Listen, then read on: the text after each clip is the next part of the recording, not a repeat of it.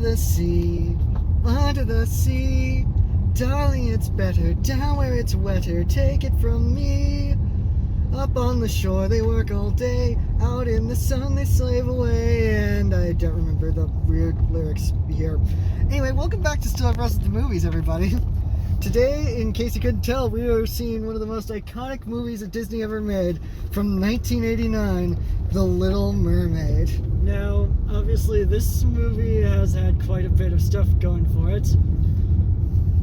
Most part of which being the somewhat controversial choice in the casting of the title character. And for the record, Jodie Benson has a Broadway record of years. I swear to God, anyone who thinks that that's controversial, I have no clue why anyone would think that. Why are you looking at me like that? So, yeah, it's not Jodie Benson playing Ariel. What? But I thought we were seeing the original 1989 version. No, we're seeing the 2023 version, which stars a black girl as Ariel. Oh my God, that is the worst! It's so tough. Yeah, I really don't care. None of us really neither of us really fucking care. But yeah, The Little Mermaid 2023 has got a bit of an interesting record for it. So, when they first announced this, everyone was already pretty much ready to be like, okay, this is not going to work out well. And that's mostly because the Disney live-action remakes are just kind of hit or miss, depending on how you felt about them for the most part. We've been kind of meh on a bunch of them. We've liked one or two of them, but for the most part, we're just like, yeah, us denying they exist and hating on them Doug Walker style would just must be useless because they already made the damn movies and they've already greenlit like 6 more or before we even talked about it. Also, Doug Walker can go fuck himself because he just hates everything. Yeah, so, but this movie has a bunch of other things going for it, because right away when it came time for everyone to be like, who's going to play Ariel? Who's going to play Ariel? One of the first names people floated was Zendaya, which a lot of people took to mean, why does Ariel need to be a black girl? And then the casting directors were like, Ariel could be a black girl. And they didn't cast Zendaya, but they did cast somebody else, Halle Bailey. Halle Bailey. Not Halle Berry, Halle Bailey. Yes, she is she's a newcomer to acting. She is primarily known as a singer, but apparently she did so well that people in charge of casting basically said she has to be the one. But Halle Bailey is basically a newcomer. Apparently her and her sister's duo, Chloe and Halle, has a bit of a following in R&B and pop. We don't know because we're just not into that genre of music. Yeah. But really, when it came down to it, I was fine with it because nothing explicitly about Ariel says she has to be white. Yeah. Especially when it comes to Disney doing this whole colorblind casting thing where they'll just be like, hey, we're gonna just kind of plug someone in here who is a couple non-white people in here just to kind of balance out the cast, like when Audra McDonald was in Beauty and the Beast or something like that. Basically, just Disney has had with these remakes a track record of casting for the right actor for the part and damned their ethnicity or if they even look remotely close to the character from the animated movie. Which Halle Bailey, seeing Halle Bailey as Ariel, she looks like Ariel. Though, getting back to my point, I think that I've always thought that when they were doing this, that the only criteria they should have for casting Ariel is because of how the story plays out, is that she needs to be able to, but she also needs to be attractive and be able to sing. And yeah, Halle Bailey kind of checks off all those boxes. And then of course there's the obvious thing that for pretty much for most of the second half of the movie, she has to be able to carry it without saying a single word. Now, how the '89 version was a passion project of the late Howard Ashman and his frequent collaborator, Mr. Alan Menken, who returns here to not only remake his songs from the original movie, as he has been doing for just about every Disney remake that he remake of every Disney movie that he touched during the Renaissance. But he's also come back to write 3 new songs. Yes, but obviously with the I think of it's 3, but obviously with the obvious handicap that Howard Ashman has of having passed away over 30 years ago, he needed to bring somebody else on board to be a lyricist for him this time around. So cue acclaimed writer, director, and composer Lin-Manuel Miranda, who is also a Little Mermaid super fan. Yes. To come in and take the place as lyricist. Yes. Now, is he as competent of a lyricist in this project as Howard Ashman? We don't know because we haven't heard the new songs yet. Yes. But this movie is going to be built, live or die on Lin-Manuel Miranda and his contributions as a producer and a composer. Also on tap at producing, Mark Platt, who has produced a good chunk of the Disney animated live-action remakes. And directing this time around is Rob Marshall, who we talked about a little while back, who also worked with Lin-Manuel Miranda on Mary Poppins Returns. But Rob Marshall seems like a bit more fitting than the last time he worked on a big CGI heavy Disney movie with the Pirates of the Caribbean 4. Yeah. Or considering the fact that this is the guy who won the Best Picture Oscar for Chicago, and of course he also directed Mary Poppins Returns, which I am shocked by how people have turned around and started throwing some blowback at that one all of a sudden. Yeah. That's kind of shocking because I still think that that's a movie that kind of gets the tone of the original right and gets back at it. Now I don't know how well he does here, but we will see about that. Now that's the crew behind the camera. In front of the camera, we have the aforementioned Halle Bailey, and of course we have cast members rounding out the rest of the cast, like playing Ariel's father, King Triton, Javier Bardem. Playing the roles of Scuttle and Flounder, we have Jacob Tremblay and Aquafina. Playing the role of Sebastian, we have the always charming Dovey Diggs. And playing Ursula, we've got Melissa McCarthy, which granted, there's a lot of people who think that Ursula should have been played by a drag queen, or there were rumors that Lizzo had originally auditioned for the part and didn't get it for one reason or another. Personally, I would think Lizzo's a little too young for the part. But one way or another, Melissa McCarthy ended up being cast as Ursula, and what we're going to end up with. Playing Prince Eric is Jonah Klaus something, I think. I don't remember his name. I don't know. He's way newer than Halle Bailey, so Halle, at least to what we've seen. But he wasn't something where we didn't get him coming up because a lot of him coming up just because of the fact that he's got. It's Prince Eric. Nobody cares about. Nobody cares about. But more importantly, he was white. He's white, so nobody really batted an eye, because they've had the Black Mermaid to basically throw people off the scent. For the record, guys, when they were making the original Little Mermaid and they decided to make her a redhead, they said that one of the executives apparently said that mermaids are supposed to be blonde, so she should have been blonde. And now because remember, mermaids aren't real. Yeah. And if you're trying to use science to explain mermaids, it's to be I'm not racist, but to do an I'm not racist, but fuck you, Matt Walsh. Oh, did I say that part out loud? Oh, did I say his name out loud? But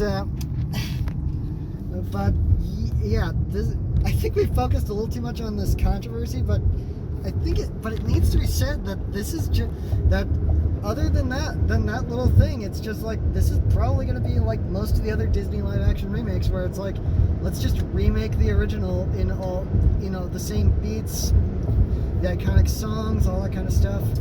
And critical dumbasses be damned, it's probably going to do pretty well. I mean, I have no doubt people who are whether you're one of those people who is rooting for it to fail on the basis that you think that you hate this version based on just who they cast as Ariel, or you want it to fail because it's a live action remake, or you think it's going to fail just because you think it's going to fail, it's not gonna fail. It's already doing great at the box office. It's a Memorial Day weekend. It's a family movie, and it's based on one of the most iconic movies that Disney has put out. Started the Disney Renaissance. 34 more years of goodwill with sequels and TV shows and theme park attractions and Broadway musicals. This movie is not destined to fail. Hell, whether it was good or bad, this movie is on track to make its money back and then some. Yeah.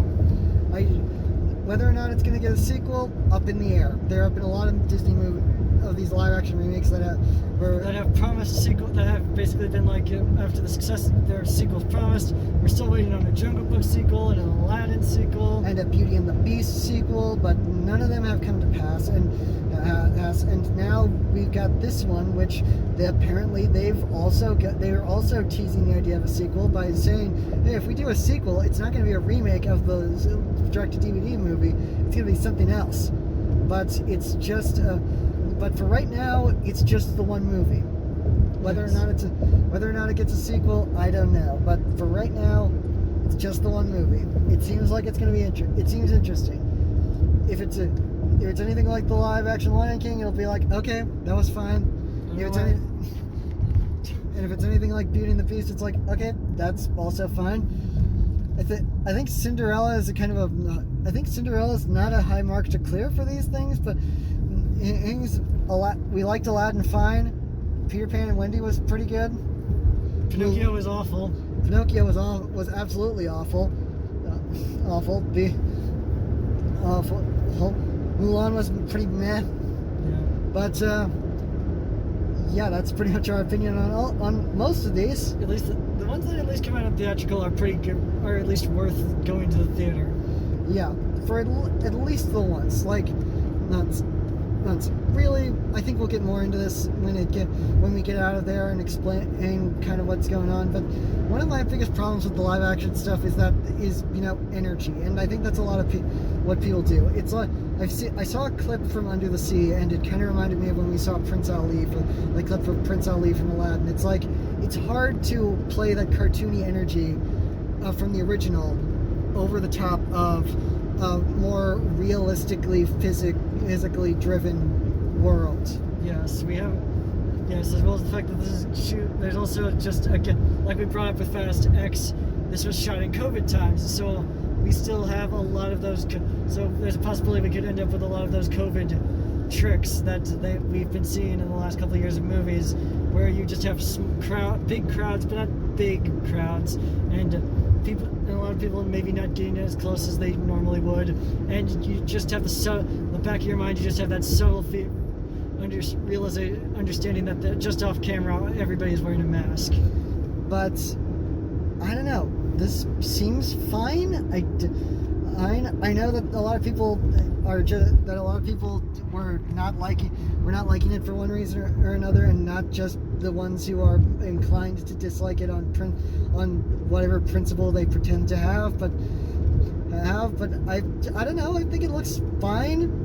Very excited about Lin-Manuel Miranda. Very excited about Halle Bailey. She looks like her rendition of Part of Your World. At least what we've heard of it sounds beautiful. But yeah, it looks fine. I don't know what else to say. It looks fine. I'm sure it'll be fine. I'm sure we'll go in, we'll have a decent time, and then we'll probably catch it on Disney Plus in a little bit.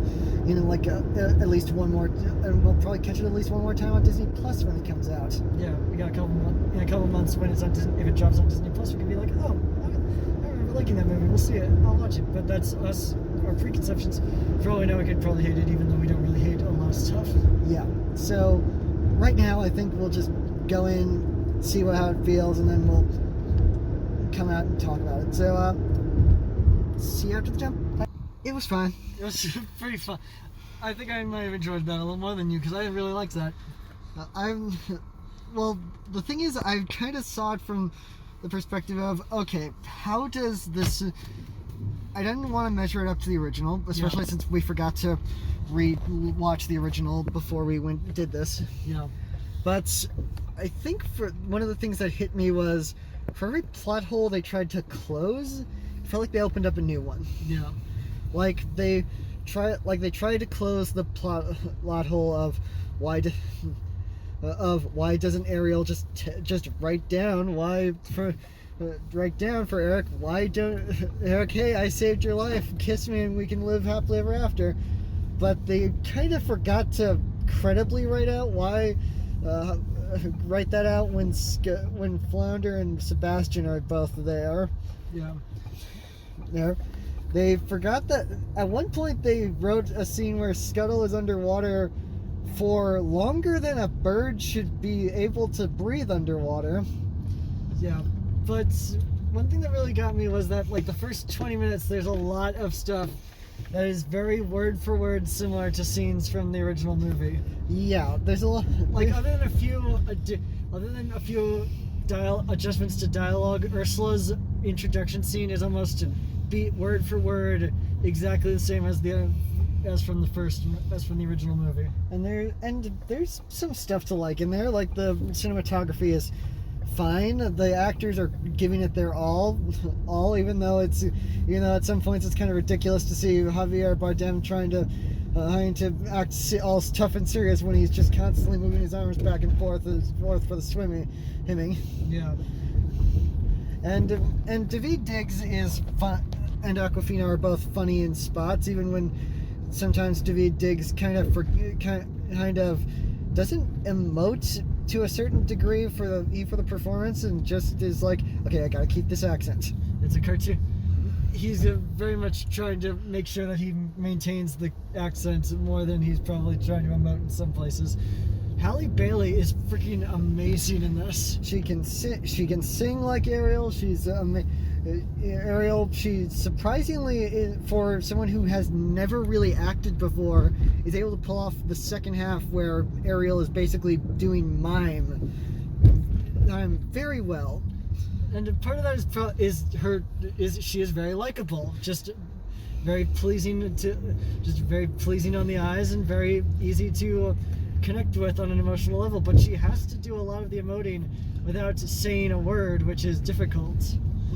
But then there's the songs. The old ones are obviously pretty good. They rearranged them in a way but obviously obviously we got some of the best songs that have ever been in any Disney movie ever. And though I do have a few jokes, like in Under the Sea when they start the second verse with "Down here all the fishy are happy." Those are dolphins, Rob Marshall.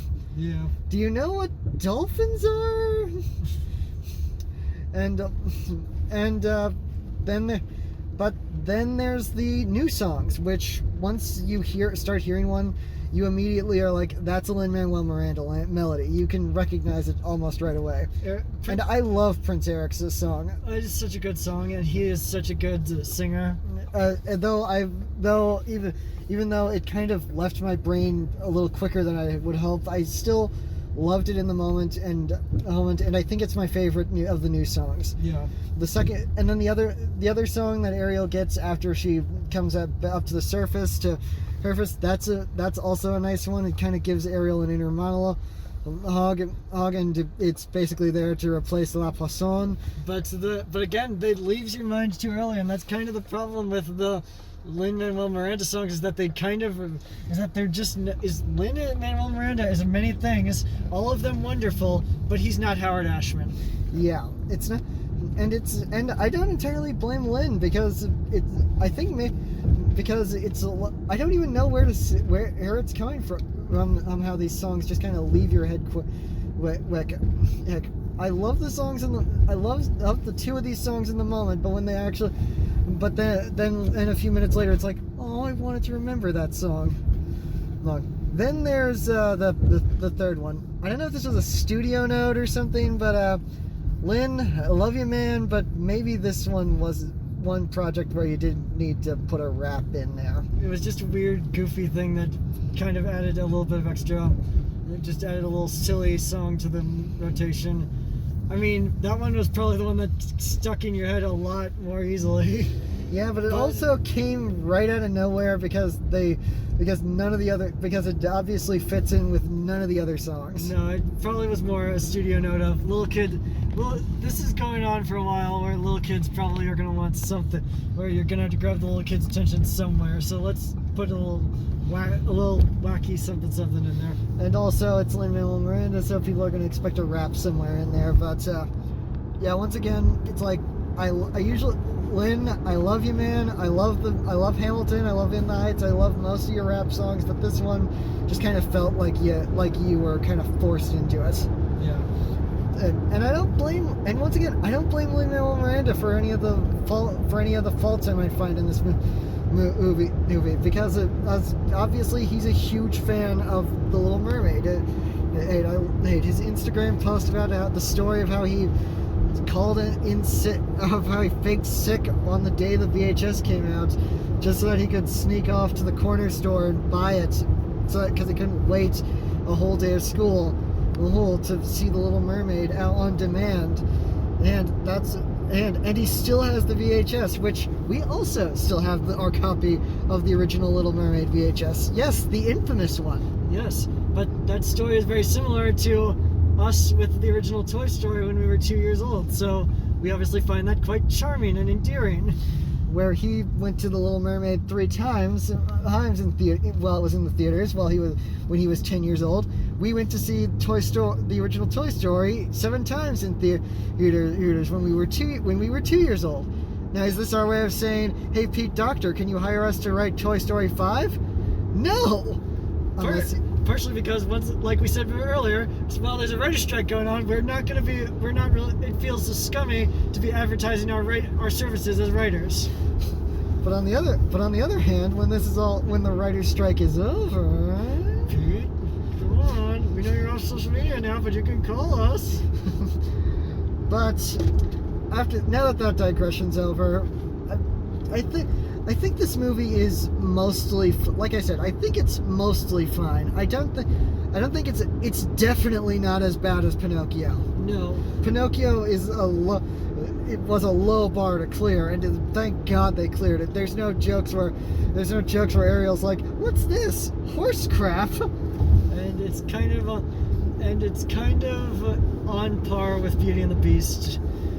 With the Beauty and the Beast, where the parts that kind of work, and Aladdin, where it's like the parts that work about this are when it starts to become its own thing. When they're making stuff up, it's like this is the best wholesale.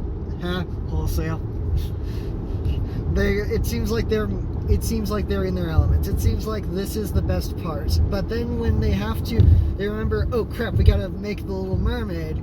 That's the parts where it's like, okay, but there's a better version of this that I can watch back at home. We can watch this on Disney Plus right now. So when you get stuff where it's almost scene for scene, the original Little Mermaid, it's like, why are you doing this? I could just stay home. And also another thing about it is that with the animated version, we get to see a ton of mermaids. For the vast majority of this movie, we have there's 8 mermaids in this entire movie for the vast majority of the movie. Like they say that there are other mermaids out there, but they never show them for most of the movie. In the animated movie, Atlantica was this big, sprawling city where the movie and all the movies and the TV show Atlantica was populated. There were mermen and mermaids all over the place. But here it's like Atlantica is like ruins in the middle of the ocean. Which, by the way, it took me an embarrassingly long amount of time to realize that they moved the action from somewhere off the coast of Italy to somewhere in the Caribbean. Yeah, but it felt very underpopulated, and I get it. We're still in COVID times. There's obviously a lot of stuff had to be nixed in order to safely shoot this movie because we're still got all those regulations and we still have COVID out there in the world, and we need to deal with it in the way that needs to be dealt with. But it's just felt like they were pulling their punches by not showing more mer people around the ocean. In fact, I feel like that final scene would have had more of an emotional punch if they had established more of the mer people as actual characters beforehand, instead of just oh, they're suddenly here. Yeah, but we got the movie we got, and I have to give props to a lot of the people who played specifically the people who played Ariel and Triton and all of Ariel's sisters, because obviously they're working in a blue environment, reacting off of basically nothing, because most of the first half of the movie is told in the water, in the ocean. Yeah, like Oscar nominee Javier Bardem spends 80% of his scenes acting against what I can only assume is a tennis ball or an elaborate puppet.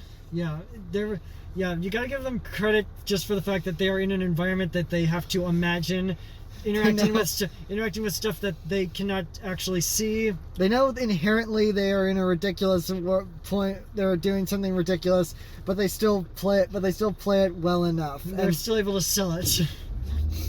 And of course, Melissa McCarthy is having quite the time playing up every Wicked Witch stereotype that she could possibly pull from her memory. She's not Momoa in Fast X, but she is still having having quite the time enjoying being Ursula and being the villain, and she just brings a great presence to the character. Oh, speaking of Momoa, when King Triton first appears in this movie, I suddenly thought of Aquaman just because his cape is made of fish. Yes. And I just thought that was hilarious. Rob Marshall is nothing but if not a stagey director. Even though the few dance sequences in this one kind of were cut weird. Yeah. Like Mary Poppins Returns was shot pretty well on how the dance sequences were put together, but in this one they weirdly shoot it like they're not so confident in the choreography this time. Well, maybe it's because he was not actually the credited choreographer. Him and John DeLuca were not the credited choreographers on this one. Yeah, that's possible. But yeah, it's fine. We'll probably watch it again on Disney Plus when it drops there, but for right now, it's how I think you can watch this and not get offended, but you can also watch the original. Yeah. And yeah, I think that's about it. Yep. So be sure to like this video, subscribe to this channel, comment what you thought of the 2023 remake of The Little Mermaid, and don't forget to tune in next time when, fuck it, on the machine!